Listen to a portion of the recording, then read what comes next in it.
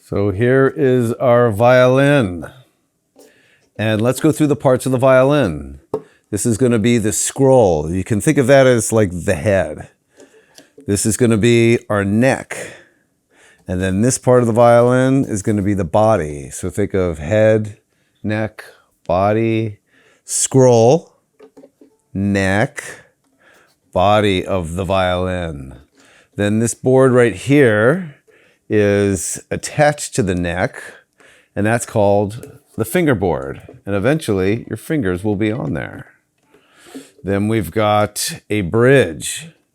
And you can see the job of the bridge is to keep the strings up off the violin, the body of the violin.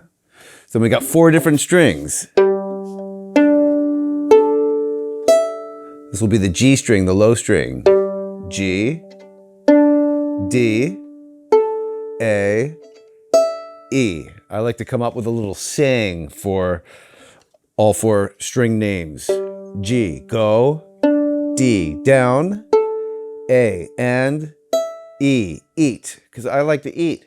Go, down, and eat. So we've got 4 strings, and each string gets wrapped around one of these pegs. So we got 4 pegs on the scroll.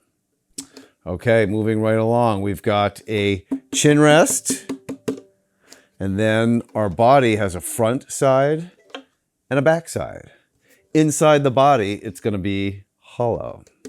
And then, of course, the most important part of the violin, the belly button. Okay, now we're going to learn how to hold our violins. So our left hand is going to be our violin hand.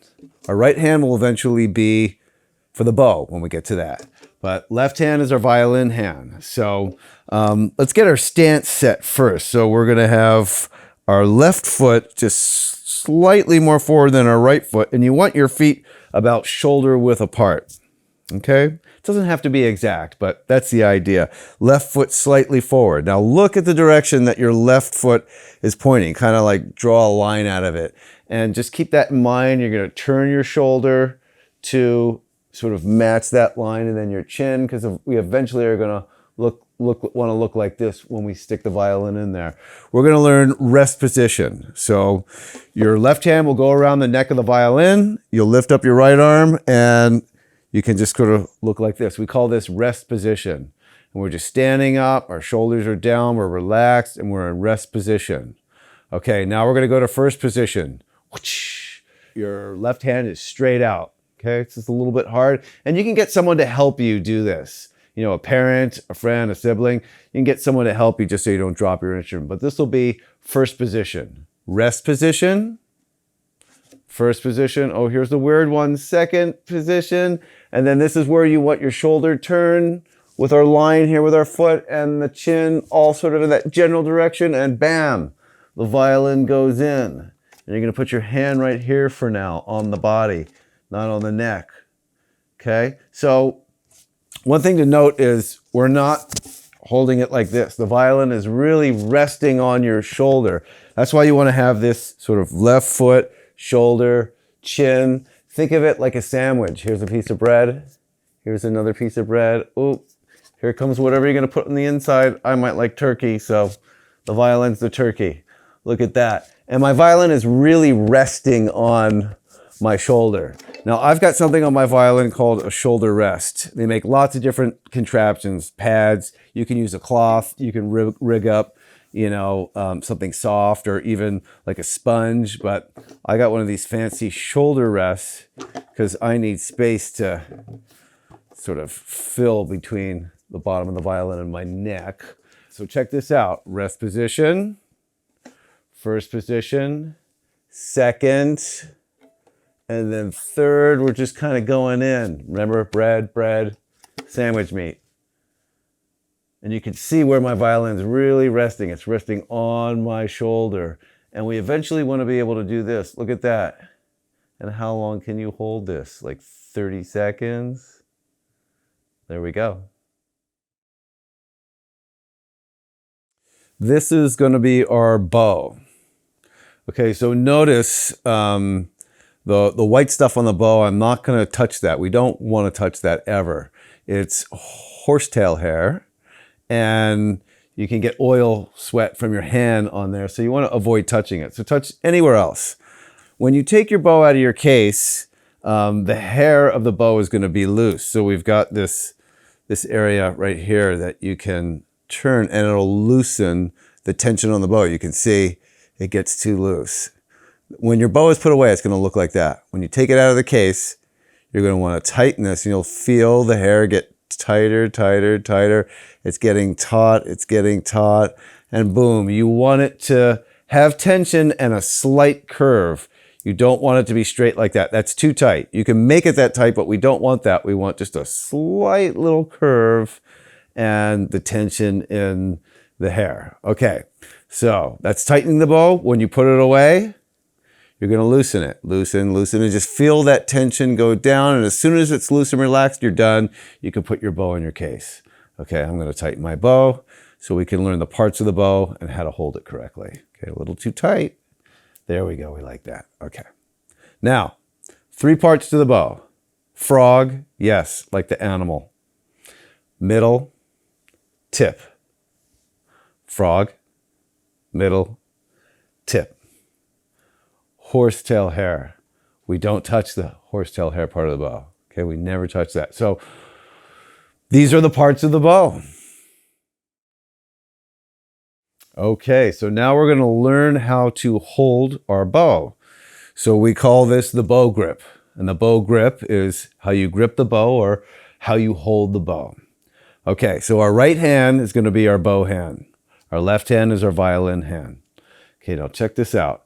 I'm going to use my left hand to hold my bow without touching the horsetail hair part of the bow so that this can be free. And I'm going to show you my easy 5-step program.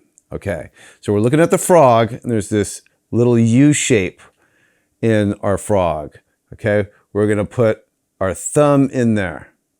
Okay, now we're going to skip the index finger. We're going to go right to the middle finger. We're going to make a ring with the thumb. Check this out. There's a ring with the thumb. See that? Thumb in the U. Middle finger makes a ring. Look at that perfect circle ring. Okay, now, next finger on the dot. See the dot in the frog? Right on it. Pinky curled on top. Index finger falls down and curves around. This is called the bow grip. Okay? My fingers are curled, they're relaxed, and they're evenly spaced apart. Be careful as you're learning to do this to not squeeze. You're going to want to squeeze your hand and be really tense in your whole arm. Don't do that. We don't like that. We want to be loose, right? Let's try this again, okay? So you got your left hand holding the bow. You can get someone to help you do this too, okay? If you want someone to hold the bow for you, it makes it a little easier. Thumb in the U part of the frog. Middle finger makes a ring, a circle with the thumb. See that circle? There it is. Next finger on the dot. Look at that. Boom. Pinky curled on top. Index finger falls down and kind of wraps around. Take a good close look because you want to know really what this looks like. Okay, this is our bow grip, and this is how we hold the bow. Now, we can do a couple of cool exercises that will really help you just get more comfortable with the bow grip. It's going to feel awkward at first, but then you're going to get real used to it. I would practice this several times, but do it step by step, right? 1, 2, 3, 4, 5, and do it right. Okay, off. 1, 2, 3, 4. That's how I would do it first. Okay, then once you got that down, then we can do the windshield wipers. Check this out. This helps us keep a relaxed wrist because we're going to need our wrist to be super loosey-goosey when we start bowing.